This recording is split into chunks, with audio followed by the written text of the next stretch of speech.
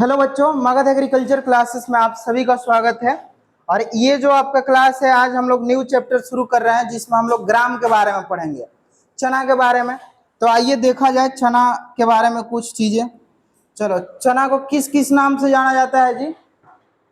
पहले दिन ही लिखवाए थे जब इंट्रोडक्शन पढ़ाए थे। तो चना को हम लोग क्या बोलते हैं? चिकपी।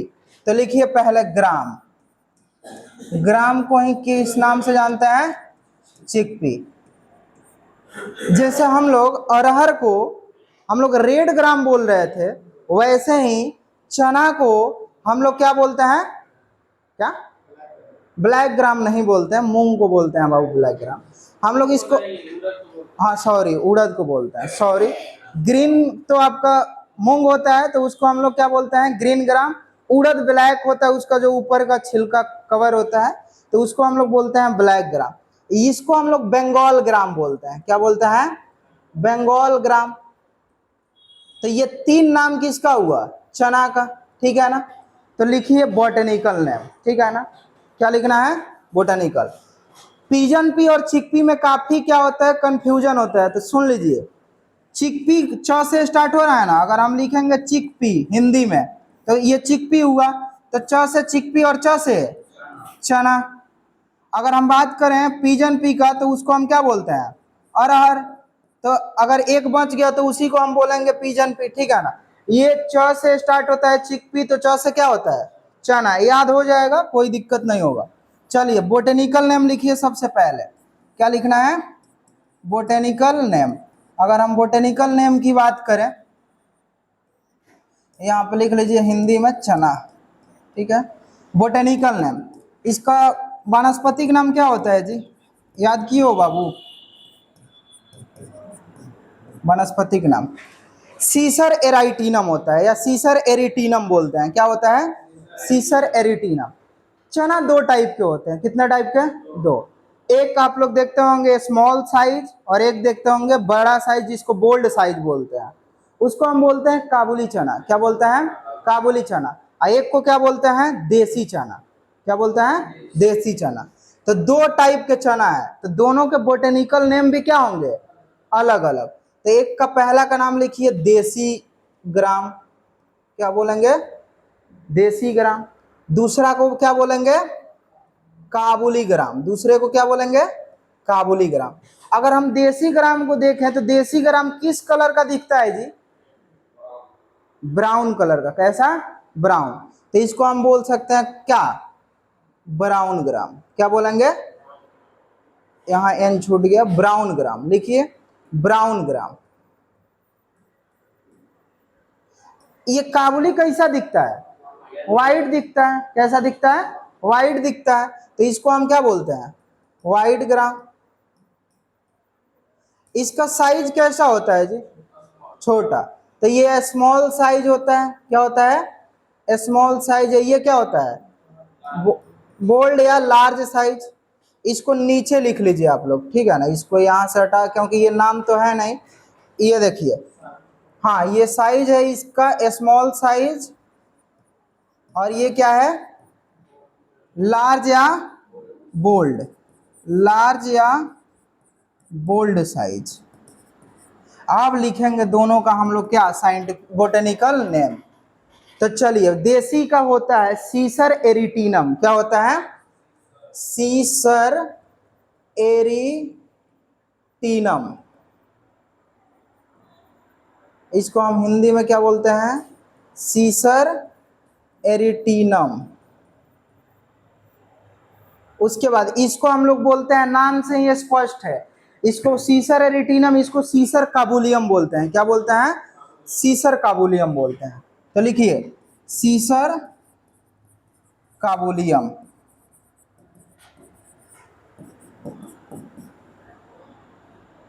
सीसर काबुलियम।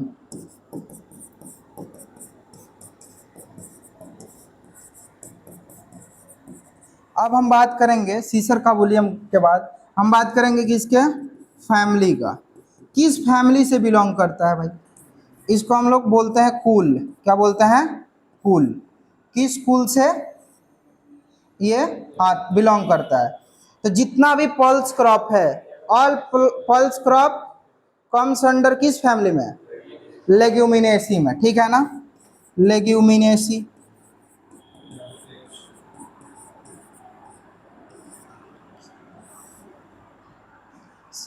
या इसी का नाम क्या है दूसरा? फेवेसी। तो इसका हिंदी में लिख लीजिए लेग्यूमिनेसी या फेवेसी। और जितने भी आपके दलहनी फसल हैं वो वाटर लॉगिंग के प्रति क्या है? सेंसेटिव है। लेकिन एक हॉर्स ग्राम है, सॉरी हॉर्स ग्राम बोल रहा है, लोबिया है। क्या है? लोबिया, जिसको हम क्या बोलते हैं? काउपी। क्या बोलते हैं? काउपी। या उसको हम वेजिटेटिव मीट या वेजिटेबल मीट बोलते हैं भाई, वेजिटेबल मीट बोलते हैं। क्या बोलते हैं? वेजिटेबल मीट, ठीक है ना। तो ये हो गया आपका फैमिली। अब लिखिए क्या लिखना है? Chromosome number. क्या लिखना है? Chromosome number. अगर हम क्रोमोसोम नंबर की बात करें तो कितना पाया जाता है जी? इसको हम बोलेंगे गुणसूत्र संख्या। क्या बोलेंगे? गुणसूत्र संख्या। अब देखिए ये है तो रवि का, क्या है? रवि का। तो जितने भी रवि के पल्स क्रॉप हैं उसमें क्रोमोसोम कितना होगा? 14। और एक्सेप्शन में क्या लिखवाए थे? काबुली चना, ठीक है ना। तो यहाँ दोनों का अलग अलग होगा। देसी का होगा कितना? 2n बराबर 14। और काबुली का कितना होगा? ये लिखवाए थे ना जी एक्सेप्शन में, 2n बराबर 16। काबुली में कितना होता है क्रोमोसोम? 16।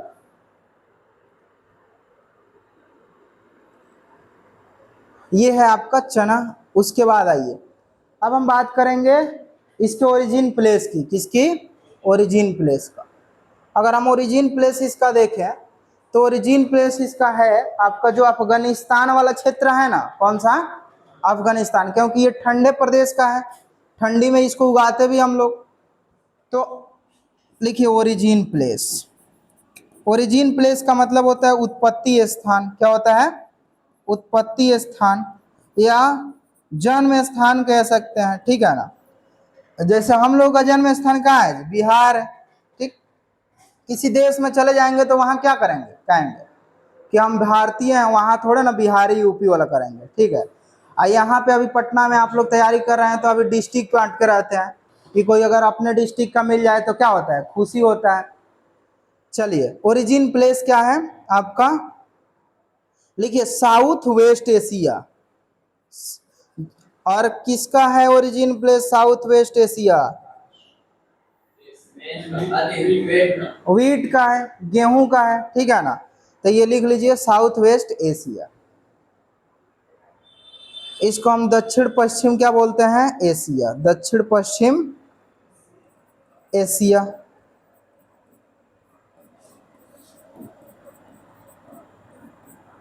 ये हो गया आपका क्लासिफिकेशन वाला। अब हेडिंग डालिए इंपॉर्टेंस। क्या डालना है?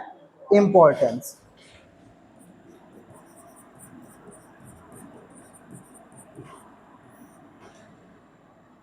हेडिंग क्या डालना है? इंपॉर्टेंस। अगर हम बात करें इंपॉर्टेंस या महत्व की तो क्या क्या महत्व है? तो देखिए हमने बताया था जब अरहर आप लोगों को पढ़ा रहे थे कि second largest second most important फसल कौन सा है? अरहर। अब फर्स्ट मोस्ट इंपॉर्टेंट क्या है? ग्राम है, चना है।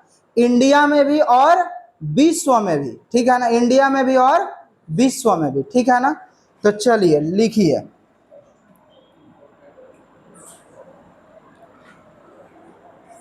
लिखिए gram is most important pulse crop.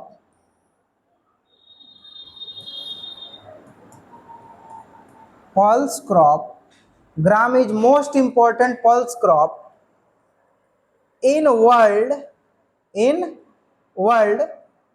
as well as, मतलब वैसे ही as well as in India, ठीक है ना।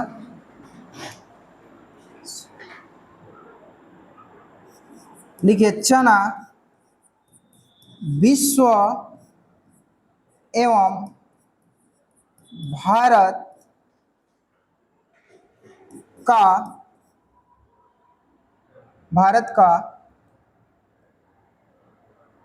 सबसे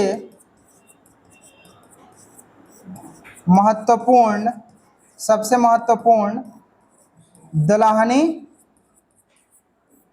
फसल है।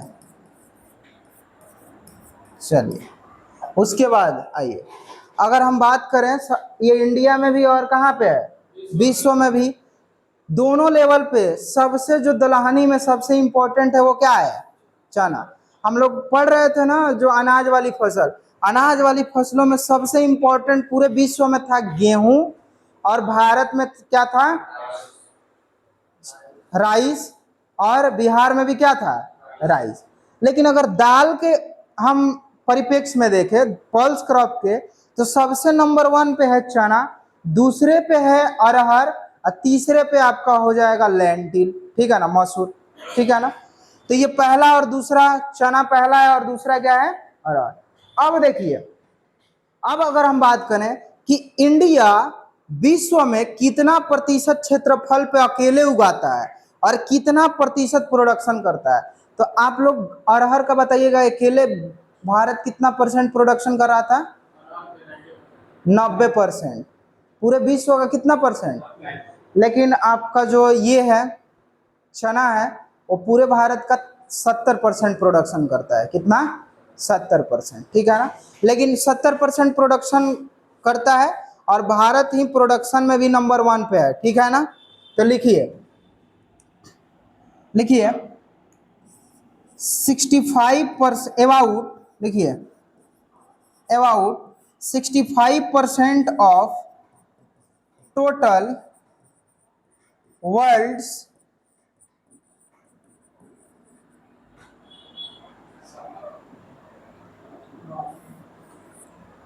लिखिए about 65% of total world's area, and about 70% and about 70% of total world's production, ठीक है ना। मतलब विश्व का 65% क्षेत्र और 70% उत्पादन कौन करता है, भारत करता है। कौन करता है, भारत। यहाँ पे एक मिनट, इंडिया इज कर लीजिए ना, इंडिया इज अबाउट, हाँ ये छूट गया है, देखिए India is about 65% of total world's area and about 70% of total world production, ठीक है ना। लिखिए भारत विश्व का 65% क्षेत्र एवं विश्व का 70% उत्पादन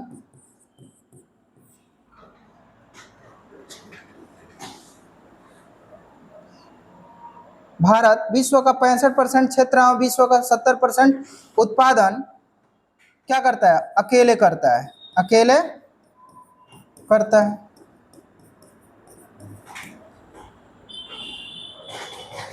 उसके बाद अकेले कितना परसेंट, 65% और कितना परसेंट उत्पादन, 65% क्षेत्र पे और 70% प्रोडक्शन हो गया, ठीक है ना। अब आइए, अब इंपॉर्टेंस में हम लोग देखेंगे इसके यूज के बारे में, क्या क्या यूज है। यहाँ से क्वेश्चन आपके बोर्ड में पूछा जाता है। अगर हम बात करें उपयोग की, ठीक है ना, उपयोग की, तो क्या क्या उपयोग है, तो चलिए लिखते हैं। यहाँ पे ऐसे लिख लीजिए ना, यूज या उपयोग, ठीक है ना, यूज या उपयोग, ऐसे लिखिए। इसका क्या क्या बनाते हैं, पहला तो हम लोग इससे बेसन बनाते हैं, हाँ ऊपर नीचे अच्छा लगेगा। इससे क्या बनाते हैं हम लोग, बेसन बनाते हैं, इसको क्या बोलते हैं, बेसन। सत्तू, और क्या बोले तुम बाबू, दाल, दाल, और क्या, छोला, बहुत बढ़िया, छोला। अब भटूरा नहीं जी, छोला। और क्या? सब्जी, ठीक है ना। अरे और भी मिक्स करके सब्जी भी बना देते हैं ना। छोला एक स्पेशल हो गया, ठीक है ना। और ये क्या हो गया आपका, इसका हम वेजिटेबल भी बनाते हैं। और क्या, हरा साग के रूप में इसको खाते हैं कि नहीं जी, ठीक है ना। तो लिखिए हरा साग, हरा साग। और क्या यूज करते हैं जी, और हरा साग के अलावा इसका हरा दाना भी खाते हैं, ठीक है ना, हरा दाना। और क्या, इसका भी हरा दाना हम देखते हैं पटना में, आप लोग देखिएगा हाँ लेकर खाता है लोग, ठीक है ना। और रांची वगैरह में भी काफी पौष्टिक होता है, ठीक है ना, और काफी अच्छा भी लगता है। इसके अलावा क्या है जी इसका उपयोग, और कुछ नहीं है, ज्यादा हो गया, अभी बहुत सारा उपयोग है। चना एक ऐसा चीज है ना कि मतलब आपके पास अगर कुछ नहीं है, सिर्फ चना है, तो आप उसका मल्टीपल चीज कुछ कुछ बनाकर काफी लंबे समय तक क्या कर सकते हैं, खा सकते हैं, ठीक है ना। जैसे बेसन से पकौड़े बना सकते हैं, सत्तू घोल के पी सकते हैं, सत्तू खा भी सकते हैं। वैसे बिहार के लोग तो सत्तू पहले खाते भी थे, अभी बहुत लोग गाँव में खाते हैं। तो क्या, फिर उसका फ्राई करके आप खा सकते हैं, ठीक है ना। फिर इसको हम लोग क्या करते हैं, अंकुरित करके खाते हैं सुबह सुबह फुला के। मतलब इसका मल्टीपल यूज है चना का, ठीक है ना। इसीलिए इसको हम लोगों को मेन सोर्स माना गया है। और देखिएगा चना को शुद्ध भी माना गया है, शादी विवाह में भी इसका क्या होता है, यूज भी होता है, ठीक है ना। मतलब इसको अक्षत के रूप में चावल के साथ देखते हैं ना, उसमें मिक्स करके छीटा भी जाता है ना। और इसके अलावा इसका काफी पूजा पाठ में भी क्या करते हैं हम लोग, यूज करते हैं। अब आ जाइए, ये हो गया यूज, तो लिख लीजिए इसके यूज को, लिख लिए, लिखिए इसको। यहां से क्वेश्चन पूछता है बोर्ड में, ठीक है ना, कि बेसन किससे बनाते हैं, सत्तू किससे बनाते हैं। हाँ, काफी इजी इजी क्वेश्चन, ठीक है ना। बिस्किट पूछेगा कैसे बनाते हैं, पूछ देगा आपसे शराब किससे बनाया जाता है, बार्ले, ठीक है ना। चलिए, तो ये हो गया आपका यूज।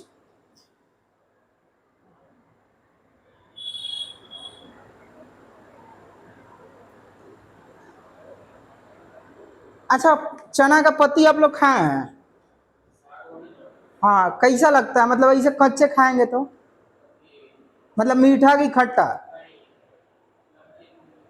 नमकीन टाइप का, मतलब हल्का हल्का खट्टापन, वही ना। हाँ, अरे यार नमकीन से याद आया, इसको हम लोग मिठाई बनाने में नमकीन में भी यूज करते हैं चना का, ठीक है ना। क्या बनाते हैं जी, नमकीन भी बनाया जाता है इससे, ठीक है। और इसका यूज करके बहुत सारे मिठाई भी बनाया जाता है, ठीक है ना। चलिए,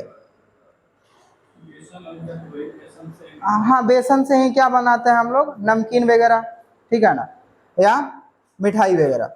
चलिए, अब आते हैं हम लोग, तो हल्का हल्का देखिए खाइएगा ना, तो हल्का हल्का खट्टा टाइप का लगेगा उसका पत्ती जो होता है। तो उसमें दो टाइप के एसिड पाए जाते हैं, कितने टाइप के, दो टाइप के। और ये वाला एसिड वाला क्वेश्चन पूछता है, ठीक है ना। तो इसको आइए आप लोग लिख लीजिए, लिखिए, लिखिए green leaves, green leaves, leaves मतलब पत्तियां, ठीक है ना, लीफ मतलब पत्ती। Green leaves and pod, pod मतलब दाना, ठीक है ना, of gram, of gram contain malic acid पाया जाता है। कौन सा एसिड, मैलिक एसिड। कितना पाया जाता है, 90 से 96%। एंड और कौन सा एसिड पाया जाएगा भाई, और लिखिए एसिड कौन सा पाया जाएगा, malic acid 90 to 96%। And oxalic acid, कौन सा, ऑक्जेलिक एसिड, ये पाया जाता है 4 से 10%। कितना, 4 से 10%, तो 100% हो गया ना जी। 4 से 10 और ये 90 से 96%, ठीक है ना। इसके अलावा सिट्रिक एसिड भी पाया जाता है। कौन सा एसिड, सिट्रिक एसिड भी पाया जाता है थोड़ा बहुत मात्रा में। सिट्रिक एसिड भी पाया जाता है, लेकिन ये दोनों एसिड जो है वो चना के मेन एसिड है, जिसके कारण जो हम लोग जब उसका दाना या उसका पत्ती खाते हैं तो हल्का हल्का खट्टा टाइप का लगता है। अब देखिए जो अंकुरित चना हम लोग खाते हैं उसमें कौन सा विटामिन पाया जाता है जी?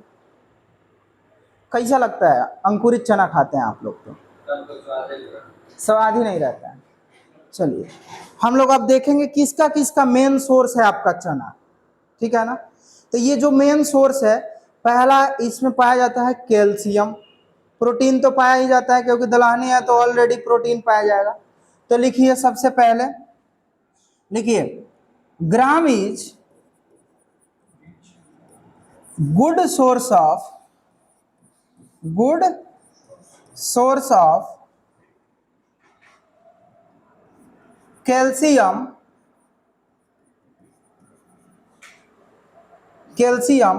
आयरन भी पाया जाता है। क्या पाया जाता है? आयरन। आयरन बोले तो लोहा। अच्छा, जब हमारे बॉडी में जो ब्लड है उसमें भी क्या आयरन पाया जाता है कि नहीं?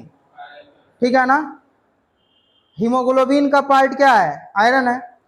और जब ये वाला एसिड, जब ये सब हम लोग लेते हैं, जब चना खाते हैं, तो आपका जो ब्लड होता है ना उसको एकदम अच्छे से प्यूरिफाई कर देता है, ठीक है ना। एकदम क्या करता है? शुद्ध कर देता है, अच्छे से प्यूरिफाई कर देता है, जिससे आपके बॉडी में एकदम सर्कुलेशन अच्छा होता है। तो इसीलिए कहा जाता है कि चना डेली खाइए आप सुबह सुबह, आपका बॉडी एकदम अच्छा रहेगा।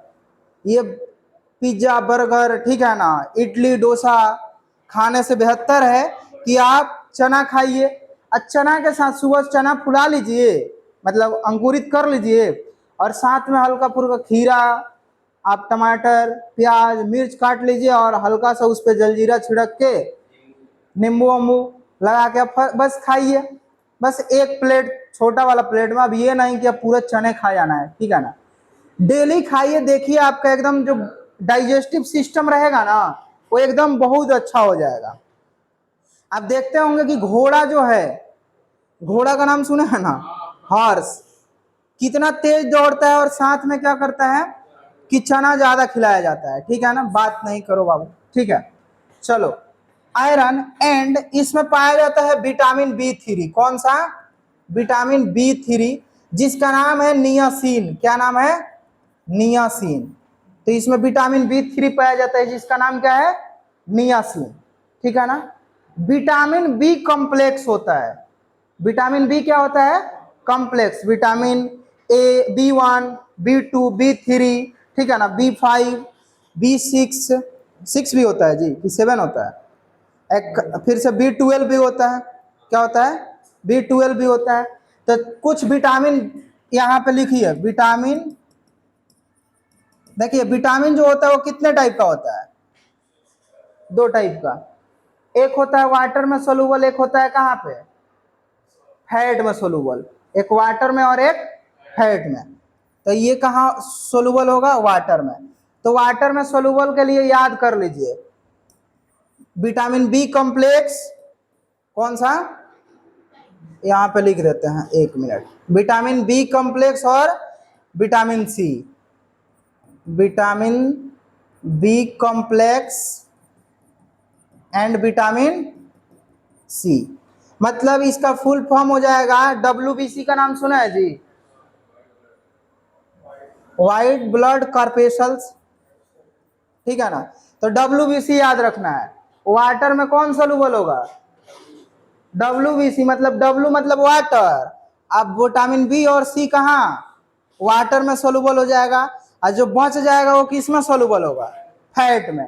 तो यहाँ से क्वेश्चन आपके BCC एग्जाम में भी पूछ देता है। ये लिखवा दिए यहाँ पे। तो लिखिए अब ये कहाँ पे सोलूबल होगा? Fat soluble. ये वाटर सोलूबल यहाँ कर लीजिए, लिख लीजिए कहीं साइड में बाबू, फैट सोलूबल नहीं भूलिएगा। WBC याद रखना है। मतलब वाटर में कौन कौन? बी और सी। तो विटामिन और कौन कौन सा होता है जी? तो विटामिन होता है A, D, E और K। और क्या होता है? A, D, E और K, ठीक है ना। E और K, ये सभी विटामिन किस में सोलूबल होगा? फैट में। और वो क्या हो गया आपका? वाटर में, तो WBC याद रखना है। चलिए, तो इतना समझ गया कि किसका किसका मेन सोर्स है क्या, चना। तो एक तो है कैल्शियम का, आयरन का, और किसका, विटामिन B3 का, जिसका साइंटिफिक नेम या कह लीजिए आप क्या है, नियासिन है, ठीक है ना। अब विटामिन ए का नाम है रेटिनॉल, क्या नाम है, रेटिनॉल, ठीक है। चलिए अब लिखिए, हाँ लिखवाते हैं, अभी न्यूट्रेटिव वैल्यू लिखवा रहे हैं ना, वहां पे मेंशन कर देते हैं। अब आइए, अब अगर हम बात करें किसका, लिखिए germinated gram is good source of vitamin C. जो आपका जर्मिनेटेड मतलब अंकुरित चना होता है, वो विटामिन सी का क्या है, मुख्य स्रोत है, विटामिन सी। इसको हम बोलते हैं बाबू एस्कर्वी एसिड। कौन सा है, एस्कर्वी एसिड। इस विटामिन सी का साइंटिफिक नेम क्या है, यहाँ पे विटामिन सी है ये, ठीक है ना, इसका साइंटिफिक नेम है स्कर्वी एसिड। इसकी कमी हो जाती है तो स्कर्वी रोग हो जाता है, इसकी कमी होती है तो क्या होता है, स्कर्वी रोग। तो देखिए विटामिन सी जो होता है वो खट्टे चीजों में क्या होता है, पाया जाता है, ठीक है ना। विटामिन सी लेना बहुत जरूरी होता है। विटामिन सी आप लोग सीजन के हिसाब से लीजिएगा, अगर आंवला का दिन आ रहा है तो आंवला दबा के खाइए, संतरा खाइए, ठीक है ना। इसके अलावा क्या खाइए, बाकी ये कौन कौन सा है जी, उसी में संतरा है, मैंडरीन है, और क्या है, स्वीट ऑरेंज है, लेमन है, ये सब खाइए। क्यों, सीजन में, क्योंकि ये क्या करता है, आपके स्किन पे सनशाइन लाता है, चमकीला बनाएगा आपके स्किन को। आप तो ब्यूटी पार्लर नहीं जा सकते हैं ना, आप मर्द हैं भाई, ठीक है ना, आप लड़के हैं तो ब्यूटी पार्लर जाइएगा नहीं, तो चेहरा चमकाएगा कैसे।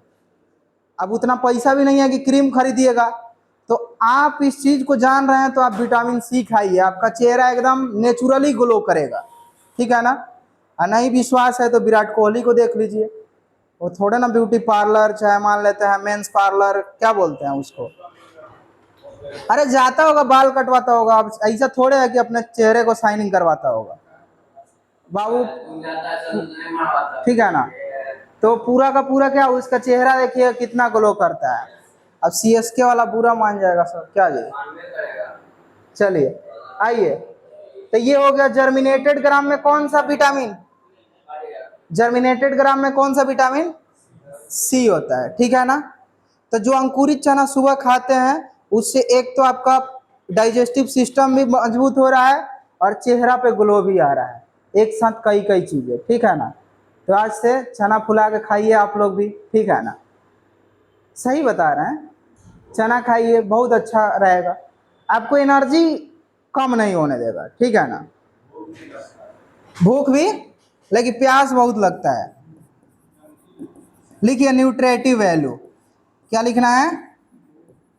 अच्छा, यहाँ पटना में जूस भी सब बेचता है, देखते हैं कितना, ये महंगा तो देता ही है, हमको लगता है शुद्ध भी नहीं देता है लोग, ऑलरेडी उसमें पहले से पानी मिला कर रख ले रहता है सब, ठीक है।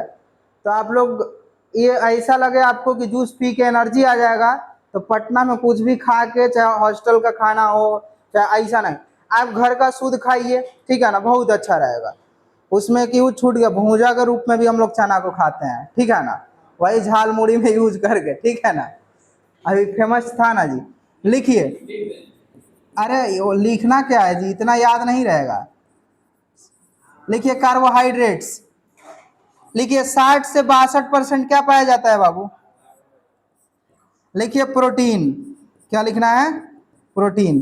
प्रोटीन लिखिए 18 से 22%, कितना, 18 से 22% एवरेज क्या पाया जाता है, प्रोटीन। अब फैट भी कम नहीं पाया जाता है, फैट पाया जाता है 4.5 ग्राम, सॉरी परसेंट, ग्राम बोल रहे हैं, कितना, इतना परसेंट। अब लिखिए कैल्शियम 28 mg होता है 100 ग्राम में, कैल्शियम कितना पाया जाता है, कैल्शियम 28 mg कितना ग्राम में पाया जाएगा, 100 ग्राम में, मतलब 1 किलो में कितना पाया जाएगा, 280 mg, ठीक है ना। अब फास्फोरस ज़्यादा थोड़ा होता है, लिखिए आई दोनों क्या करेगा, हड्डी को मजबूत करेगा जी। 301 mg पर 100 mg, 100 ग्राम सॉरी। तो ये प्रोटीन याद रखना है, ठीक है ना, ये काफ़ी इंपॉर्टेंट है। कट गया ये तो, कितना होता है जी, ओहो ये मिट जाएगा, चलिए 18 से 22%। ये हो गया आपका न्यूट्रिटिव वैल्यू, ठीक है। कार्बोहाइड्रेट ज़्यादा नहीं है कोई, चावल और गेहूं में तो इससे भी ज़्यादा था ना जी। अच्छा हाँ, फैट ज़्यादा है, ठीक है ना। फैट के तुलना में जो आप कार्बोहाइड्रेट के तुलना में फैट क्या करता है, एनर्जी ज़्यादा देता है, लेकिन इंस्टेंट एनर्जी नहीं देता है, ठीक है ना। यही सोर्स है, ठीक है। अच्छा ना लगातार खाइएगा तो आपका बॉडी भी क्या हो जाएगा, पूरा फैटी भी बढ़ जाएगा थोड़ा, लेकिन उसको क्या करिएगा आप, थोड़ा बहुत एक्सरसाइज भी करिएगा तो ठीक हो जाएगा सब। देखिए कुल मिला जुला कर सब देखा जाए तो रुपये का खेल है, ठीक है ना, क्या जी। रुपया पैसा रहेगा तो जो मन करेगा वो करिएगा। अभी आपका वजन बहुत ज़्यादा है, रुपया रहेगा तो कम हो जाएगा, ठीक है ना। लेकिन अब ऐसा नहीं है कि एक ही बार बहुत ज़्यादा आपका वेट है तो कम हो जाएगा, नहीं तो आप देख लीजिए वो कौन है, मुकेश अंबानी का लड़का है ना। अब फिर से पप्पू यादव अपने यहाँ के नेता को देख लीजिए, तो ऐसा भी नहीं है। लेकिन अगर आप मीडियम है तो कर सकते हैं, लेकिन वो लोग करे तब तो, ठीक है ना, हो सकता है, लेकिन अभी एज ज़्यादा हो क्या। अच्छा चलिए अब आते हैं हम लोग एरिया और प्रोडक्शन लिखते हैं, ठीक है ना। लिखिए एरिया एंड प्रोडक्शन, लिख लिए, लिखिए area and production, area and production. Productivity नहीं लिखवा रहे हैं, इंपॉर्टेंट नहीं है उतना, ठीक है ना। अब ऐसे काफ़ी झोल है इसमें। चलिए एरिया एंड प्रोडक्शन, अगर हम एरिया और प्रोडक्शन की बात करें तो सबसे पहले हम लोग कहाँ देखेंगे, वर्ल्ड में देखेंगे, विश्व में। तो लिखिए इन वर्ल्ड, अगर हम विश्व की बात करें, हम लोगों के पास इतना पौष्टिक भोजन है, ठीक है ना, फल्स के रूप में, लेकिन आजकल ज़्यादा भारतीय क्या हो गए हैं जी, ये देखना उस नीचे नहीं ना हो गया है, एकदम बराबर है, ठीक है ना। चलो कोई दिक्कत नहीं। आजकल ज़्यादा जो मतलब भारतीय हैं वो किधर के तरफ मूव कर रहे हैं, फॉरेन की तरफ तो जा ही रहा है। मतलब हम लोग वेज से किधर भाग रहे हैं, नॉन वेज की तरफ, मतलब शाकाहारी से मांसाहारी। पहले क्या होता था कि हिंदू रीति रिवाज में देखते होंगे आप लोग कि शादी विवाह भी पड़ता था तो मांस मछली का प्रचलन नहीं था, ठीक है ना। लेकिन अब शादी विवाह में भी क्या चल रहा है, पूरा अगर कोई मांस मछली खिला रहा है तो वो सबसे मतलब खर्चा ज़्यादा किया है। अगर मान लेते हैं कोई 15-20 आइटम भी खिला दिया शाकाहारी एकदम बढ़िया शुद्ध, तो उसका नाम हम नहीं होगा, सब कुछ वो फेल है, ठीक है ना। यही अंतर है किसमें, अमीरों और गरीबों में, ठीक है ना। अमीरों और गरीबों में यही अंतर है, ठीक है ना। चलिए विश्व में अगर हम बात करें एरिया में, किसमें, एरिया में, तो एरिया में है पहले नंबर पे आपका इंडिया। कौन है, इंडिया। इंडिया के पीछे हाथ गोड़ धो के कौन पड़ गया है, पाकिस्तान।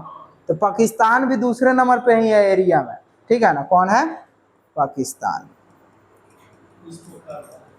और तीसरे नंबर पे है तुर्की। कौन है, तुर्की, ठीक है। प्रोडक्शन लिखिए, अगर हम प्रोडक्शन की बात करें तो प्रोडक्शन में भी कौन है, लेकिन पाकिस्तान प्रोडक्शन में नहीं है, तुर्की है। और तीसरे पे पाकिस्तान है, तीसरे पे क्या है, पाकिस्तान है। अरे वहाँ भी अच्छा खासा जमीन है, ठीक है ना, पाकिस्तान में भी, लेकिन ये लोग इतना ना उदंडई करता है, क्या खेती बाड़ी करेगा ये लोग। इन लोगों का ज़्यादा खेती बाड़ी इसलिए नहीं करता है क्योंकि ये ज़्यादा कबाब खाएगा, बिरयानी खाएगा, इसी में सब परेशान रहता है ये लोग। वहाँ के क्रिकेटरों को भी देखिएगा, लीडरों को भी देखिएगा, कोई फिटनेस नहीं, 5 साल 6 साल में सारा क्रिकेटर वहाँ क्या हो जाता है, खत्म हो जाता है, रिटायर नहीं होता है, मतलब उसके बाद उसका फिटनेस रहता है नहीं तो चलता ही नहीं है, मतलब उसका जो बैटिंग वेटिंग होता है वो नहीं चल पाता है तो साइड कर देता है सब। इंडिया वाला को देखिए, एक 44 साल का है धोनी जी, इतना फिटनेस रख रहे हैं कि मतलब अभी तक क्या कर रहा है, खेल ही रहा है, ठीक है ना। अब आइए इन इंडिया, अरे हम ऐसा नहीं है ट्रोल नहीं करते हैं भाई धोनी जी को, ठीक है ना, ऐसा नहीं है, वर्ल्ड कप जीता है वो भी 2011 का, क्या जी,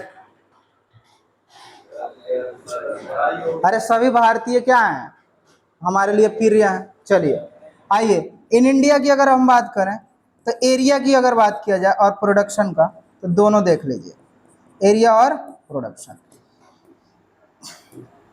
तो एरिया में अगर बात किया जाए तो एमपी है, कौन है, एमपी। लेकिन हाँ पूरा ओवरऑल पल्स की बात किया जाए तो सबसे ज़्यादा दाल का उत्पादन कहाँ होगा, एमपी में। लेकिन हम अरहर कल पढ़े तो कहाँ है, उत्तर प्रदेश में। लेकिन आपका फिर चना में कौन है, एमपी। दूसरे पे है राजस्थान और तीसरे पे है आपका उत्तर प्रदेश। तीसरे पे क्या है, उत्तर प्रदेश। प्रोडक्शन में भी सेम है, लिख लीजिए एमपी राजस्थान और उत्तर प्रदेश, एमपी राजस्थान और उत्तर प्रदेश। एमपी में कौन कौन सा रिसर्च इंस्टीट्यूट है, कोई बताएगा जी।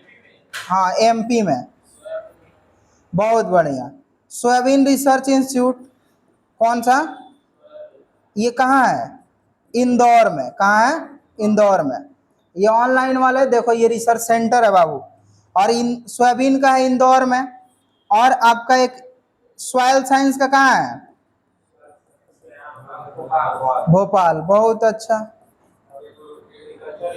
और एग्रीकल्चर जो इंजीनियरिंग है, क्या है, इंजीनियरिंग है, वो कहाँ है, तो इंजीनियरिंग करने भी बच्चा बिहार से सबसे ज़्यादा कहाँ जाता है, भोपाल।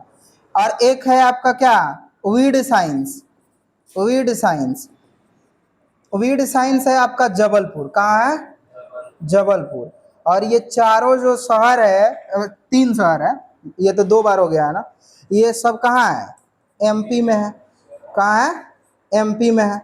और सबसे ज़्यादा सोयाबीन का भी प्रोडक्शन कहाँ होता है, एमपी में, इसीलिए इसको हम सोया प्रदेश के नाम से जानते हैं, ठीक है ना। चलिए अब आइए, अब लिख लीजिए आप लोग, बिहार के परिप्रेक्ष्य में हम लोग देखते हैं, ठीक है ना।